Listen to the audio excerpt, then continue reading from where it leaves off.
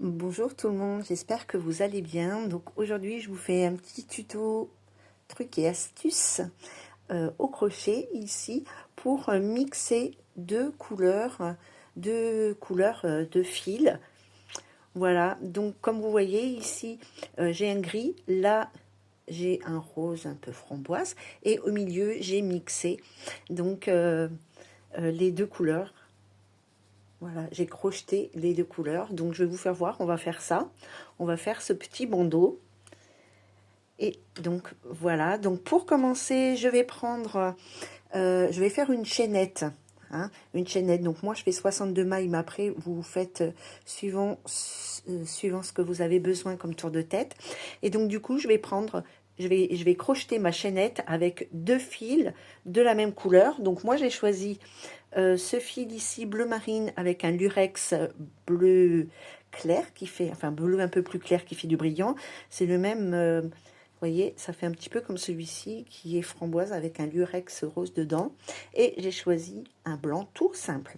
Et là, je vais faire ma chaînette avec deux fils de bleu. Donc vous pouvez prendre deux pelotes de laine, enfin de fil. Si je dis de la laine, on va me dire non, c'est de l'acrylique. Donc vous pouvez prendre deux pelotes de votre fil ou comme moi prendre une fois à l'intérieur et l'autre à l'extérieur. Après ça fait un peu le bordel, mais bon, voilà, moi j'aime bien faire ça avec des restes, alors du coup j'achète pas forcément exprès pour le faire, hein. Donc on va monter une chaînette ici qui correspond à la taille de votre périmètre crânien. À tout de suite.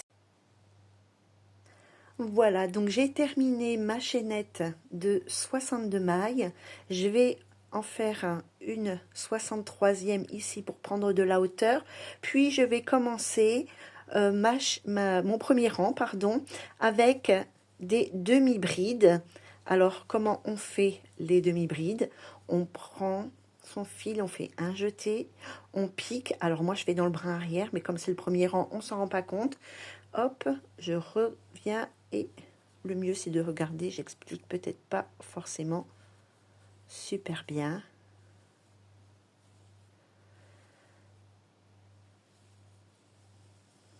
Et on fait ça jusqu'à la fin de son rang et on se retrouve. Alors voilà, je suis arrivée à la fin de mon premier rang de demi-bride. D'accord. On voit pas très bien, hein. Peut-être qu'il y aurait besoin d'une petite mise à jour du zoom. Voilà. Donc, ce qui est super intéressant quand vous faites des demi-brides avec deux fils, c'est que ça monte super vite, hein. Si vous faites un pull ou un gilet ou quoi, franchement, ça va vous mettre 2 fois moins de temps finalement que si vous mettiez qu'un seul fil. Donc, une fois que je suis arrivée là, je coupe. C'est compliqué de zoomer, hein. Je coupe ici un de mes deux fils bleus et je vais prendre mon fil blanc. Je vais chercher le. Donc, j'ai mon fil blanc qui est ici. Je vais le mettre comme ça, avec une petite queue derrière qui pendouille, que je couperai plus tard quand je rentrerai mes fils. Et je vais prendre le fil que je n'ai pas coupé, évidemment. Et je vais faire ma maille en l'air pour prendre de la hauteur. Je vais tourner mon ouvrage et là, je vais refaire un rang avec les deux couleurs, donc avec le bleu et le blanc. Voyez, et hop, je nous fais bien attention de prendre les deux. Attendez, hop, je prends du fil, de bien prendre ici les deux brins arrière et je continue en demi-bride. Je ne serre pas mon travail, hein. Je ne fais pas non plus trop de lâche, mais voilà, je laisse un peu pour que ça soit un petit peu comme ça élastiqué. Je continue, vous voyez, ça va faire super joli. Et donc, on se retrouve à la fin de notre rang. Voilà, donc je suis arrivée à la fin de mon deuxième rang. Je vais couper mon fil bleu. Hop, pas n'importe quoi non plus. Je vais couper mon fil bleu, voilà. Et là, je vais faire mon troisième rang avec mon fil blanc. Donc voilà, je prends deux fils blanc. Et je fais ici une maille en l'air pour prendre de la hauteur. Hop, tire sur mes fils. Je rentrerai tout ça une fois que j'aurai terminé mon ouvrage. Et je tourne et je continue le 3e rang tout en blanc. Hop là! Voilà, on s'énerve pas, on y va doucement. On a le temps, presque. Et voilà. Donc toujours en demi-bride. Piqué dans la maille arrière, donc dans le brin arrière. Donc là, surtout, il y en a 2. Attendez, je vais essayer de zoomer. Voilà, donc vous voyez, un blanc et un bleu à chaque fois. Et hop, vous revenez et un jeté. Vous piquez dans les 2 brins arrière de la maille, un bleu, un blanc. Et hop, voilà. Et on fait ça jusqu'à la fin de notre... Alors voilà, donc du coup, ben, j'ai tout fait, j'ai tout fini. Donc vous voyez, j'ai fait sur le même modèle que je vous ai présenté avant. J'ai fait une bordure bleu marine, un rang plutôt mixte, 2 rangs blancs, un rang mixte et la 2e bordure bleu marine. Voilà, je voulais m'arrêter ici pour vous faire voir. Après, je me suis dit quand même que vous aviez compris.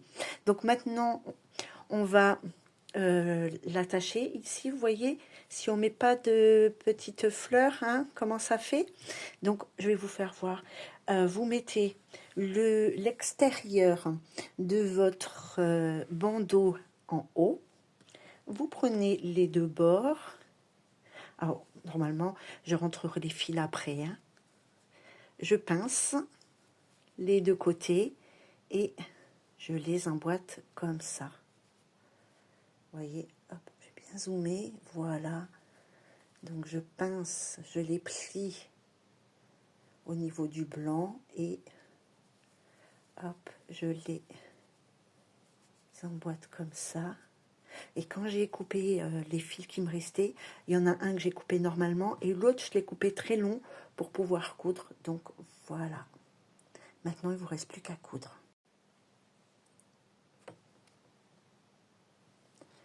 Voilà ce que ça donne une fois que vous avez fini votre couture. Voilà. Et maintenant, ici, il ne restera plus qu'à ajouter... Oh, c'est embêtant ce zoom. Il ne restera plus qu'à ajouter cette petite fleur ici pour terminer notre bandeau de cheveux. Et voilà, j'ai terminé. Nous avons terminé le bandeau bicolore. Alors bien évidemment, vous pouvez mettre autant de couleurs que vous voulez. Hein, mais bon, après, voilà, faites comme vous voulez. Hein. Moi, j'aime beaucoup celui-ci. C'est super pratique pour finir les fins de pelote. Vous pouvez donc, voilà, j'avais fait en orange et moutarde. Malheureusement, je suis tombée en panne d'orange ici, donc il va falloir que je démonte pour faire d'une façon différente. Mais je trouve que pour terminer des fonds de pelote, c'est super pratique. Et puis vous avez juste à rajouter cette petite fleur là. Et si vous voulez que je vous fasse le tuto, vous avez qu'à marquer en commentaire et je vous ferai le tuto de cette petite fleur. Voilà, et je me demande si je vais pas l'offrir à quelqu'un d'entre vous, à une personne sur ici, ou là-bas, ou je ne sais où. Voilà, à très bientôt.